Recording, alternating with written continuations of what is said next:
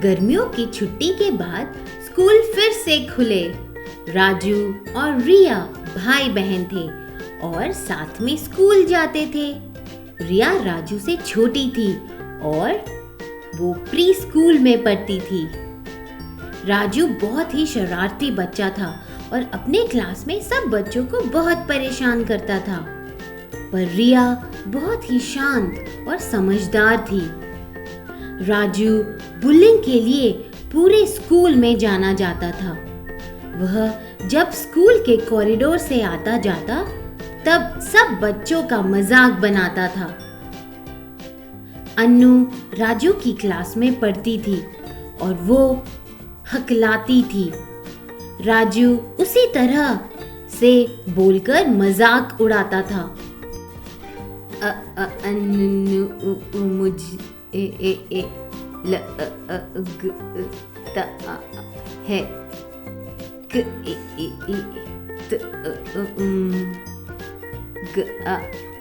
सकती हो। यह सब कहकर वो अन्नू को बहुत परेशान करता था। कई बार राजू अपनी शरारतों से बच्चों को रुला दिया करता था। यह सब देखकर उसे बहुत खुशी मिलती थी। वो अपने दोस्तों को भी नहीं छोड़ता था। राजू का दोस्त बंटी बहुत ही मोटा था और राजू उसे छोटा हाथी कहकर चिढ़ाता था। ओ तुम कितने मोटे हो, तुम एकदम हाथी जैसे हो, एकदम गोल गोल बॉल की तरह। हा हा हा। यह सब सुन बंटी को भी अच्छा नहीं लगता था, पर वो राजू को बोल नहीं पाता था क्योंकि उसे लगता था कि शायद दोस्ती ऐसी ही होती है। कई बार राजू इतना उत्तेजित हो जाता था कि बच्चों को धक्का मारकर कहता था, क्या तुम्हें दिखाई नहीं देता, अंधे हो क्या? वो ऐसे शब्द का इस्तेमाल करता था जिससे सामने वाला अपमानित महसूस करे। वह क्लास में बिना पूछे दूसरों का सामान उठाता था और कभी लौटाता भी नहीं था। कि रिया को अपने भाई की इन शरारतों के बारे में कुछ भी नहीं पता था। वो खुद ही अपने क्लास में बुलिंग का शिकार थी। एक दिन रिया बहुत उदास थी और घर पर किसी से बात नहीं कर रही थी। यह सब देखकर राजू को लगा कि रिया को कोई परेशानी है जो वो बता नहीं रही है।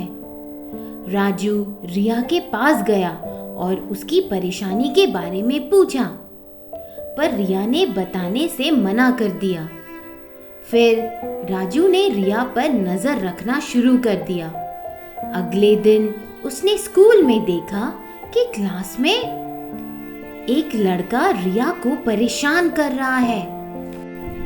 वो उसके बाल खींच रहा था, उसका सामान फेंक रहा था, उसे रुला रहा था।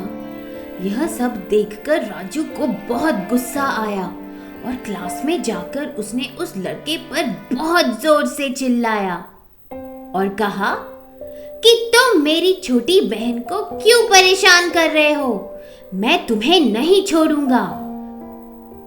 यह सब कहते हुए राजू को ध्यान में आया कि यही वो लड़का है जिसे राजू ने पिछले हफ्ते बस में परेशान किया था। राजू को यह एहसास हुआ कि उसकी गलतियों की वजह से उसकी छोटी बहन रिया को इन सब बुलिंग का सामना करना पड़ता था। छोटे बच्चे ने राजू को कहा कि क्या तुम्हें अब एहसास हुआ कि बुलिंग से कितना बुरा लगता है? मैं तुम्हारे से बदला नहीं ले पाया तो मैंने तुम्हारी बहन को परेशान किया। मुझे पता था कि रिया किसी को कुछ नहीं कहेगी। राजू, तुम सबको ऐसे ही परेशान करते रहोगे तो सब बच्चे तुम्हारी बहन से बदला लेंगे। यह सब सुनकर राजू को अपनी गलती का एहसास हुआ और उसको समझ आया कि उसकी शरारतों की सजा उसकी छोटी बहन को मिल रही थी और उसने रिया से प्रॉमिस किया कि वो आगे से किसी को भी परेशान नहीं करेगा और उसने सभी बच्चों से माफ़ी मांगी। बुलिंग एक अपराध है।